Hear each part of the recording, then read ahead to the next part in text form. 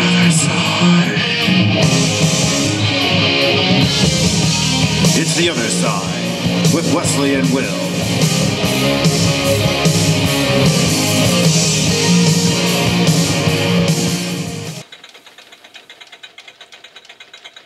You need therapy. Welcome to The Other Side. I'm Will. I'm Wesley.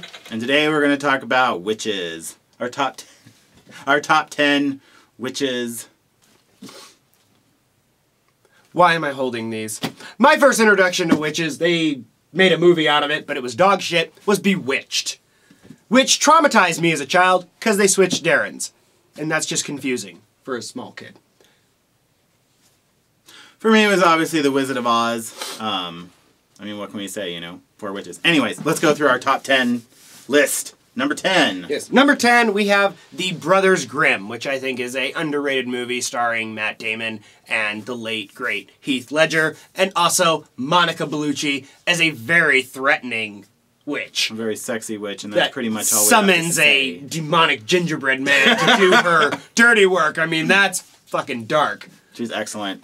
Number 9, Hansel and Gretel. For the amount of witches that they crammed in this movie, and some of them are super badass. Oh yeah, Famke Johnson definitely playing a not-to-be-effed with witch. You know, and, you know, Hawkeye shooting a bow and arrow. I hope he doesn't get typecast like poor Orlando Bloom did. He'll be Robin Hood. Yeah, he's going to play Robin So Hood. we love some Hansel and Gretel. Yeah. Number 8. Lion, the Witch, and the Wardrobe. The White Witch. Yeah, this ice-cold lady. Not only does she kill the lion, she can fight she's pretty formidable with a sword. Oh yeah, she's badass. Yeah. Definitely. And she doesn't have a hard time turning things into stone. No, and no redeeming qualities, and I love that in a villain. Number 7, The Crucible. Starring Daniel Day-Lewis and Winona Ryder. This is probably the only one that doesn't really have any witches in it, but it's based off the Salem witch trials and all the women that were tormented and killed over superstitious. Yes, which somehow we get the Salem witch trials movies, but not too many Inquisition movies out there, which I think would be far more effective. Moving on, number 6. Practical Magic, starring Sandra Bullock and Nicole Kidman. This movie's about a couple of sisters that just happen to be witches. But unlike a lot of witch movies, this focuses on their relationship and doesn't really paint them as that supernatural. You know, they can do things, of course, but shows it takes a lot of stuff into what they do, and it doesn't paint them as villains. You know, it's a good movie. They bring Nicole Kidman's boyfriend back to life. That's pretty damn supernatural. People fuck up. Be a good boyfriend of the witches. You'll end up dead. Yeah, and they'll conjure a guy with 2 colored eyes. Number 5, Hocus Pocus, which is more child-friendly. Yes. Definitely a Halloween classic. You know, just one of those just put on. Bette Midler's in it, right? Yeah, almost. Yeah. And I love when they come into, or nowadays time, because movies based, you know, back in the past, they get zapped into the future and they see kids running around. They think that, you know, all hell's broken loose and it's all a good thing. And yeah, it's a cute movie. Just if you've not Halloween. seen it, definitely check that one out. Number 4. The Witches of Eastwick. Starring Cher, Michelle Pfeiffer, and Susan Sarandon. This is 3 women at the crossroads of their lives, all going in nowhere in life, and they all missing a man in their life. So they all want man, they talk about it, and they end up conjuring Jack Nicholson, who they don't say is the devil in the movie, but if you read the book, he is the devil. Daryl. Yep, old Daryl, and they fuck him up royally. Very enjoyable movie. Number 3, Witches. Yes. Based on the book by Roald Dahl and stolen by Angelica Houston, who just plays an absolute fantastic witch.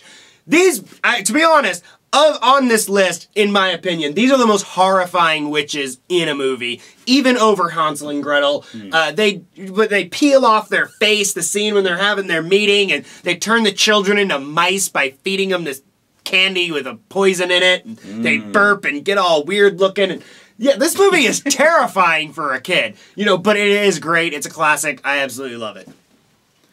Number 2, The Wizard of Oz. The Wicked Witch from the West, to me, is just the witch of all witches. She's absolutely the best, and her tormenting Dorothy and her little dog. And yes, she's great. She sets a scarecrow on fire. She's not scared.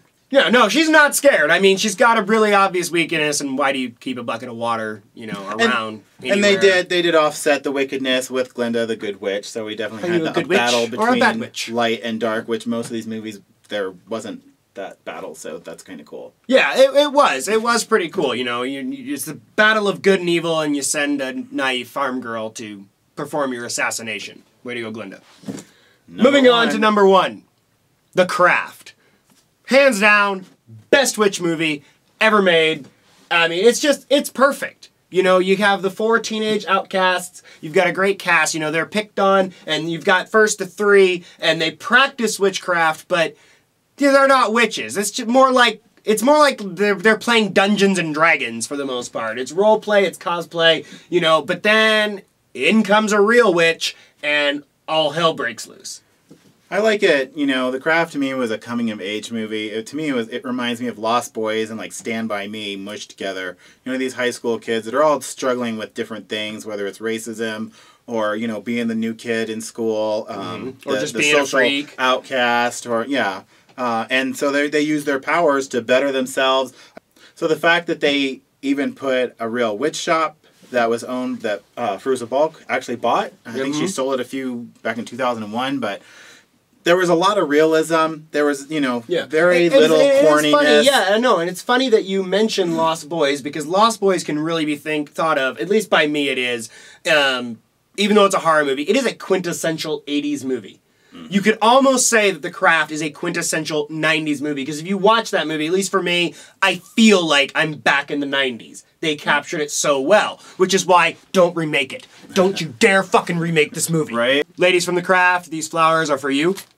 So, since our number 1 is The Craft, we just thought it would be only smart to have our trivia question associated with The Craft. Now, here's what you gotta do to win.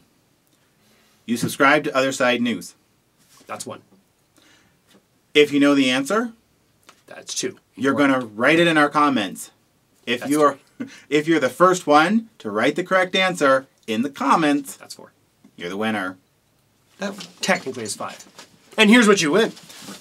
This week, and what do we have for them? We got Princess Leia comic number 1, Lando Calrissian comic number 1, and the newly released Shattered Empire number 1. 3 comics for 1 answer. Alright, that's a pretty good deal as far as I'm concerned. We try not to give away cheap shit. Here is your question based on The Craft. The Craft has an R-rated movie. Yeah, it's an R-rated movie. Surprised me too. Why the hell did it get an R-rated? If you can tell us in the comments that a movie that doesn't have much blood, doesn't have much gore, doesn't have much cussing, doesn't have any nudity, rated R? Why is this movie rated R? And it does feature the best cat fight ever. Forgot to mention that. Right. Why does it have an R rating? Be the first to answer the question correctly in the comments. Be a subscriber. And you win these lovely comic books. These first edition comic books. They might be collector's items one day. They won't be. But... This is The Other Side. I'm Will. I'm Wesley. And we're out. These are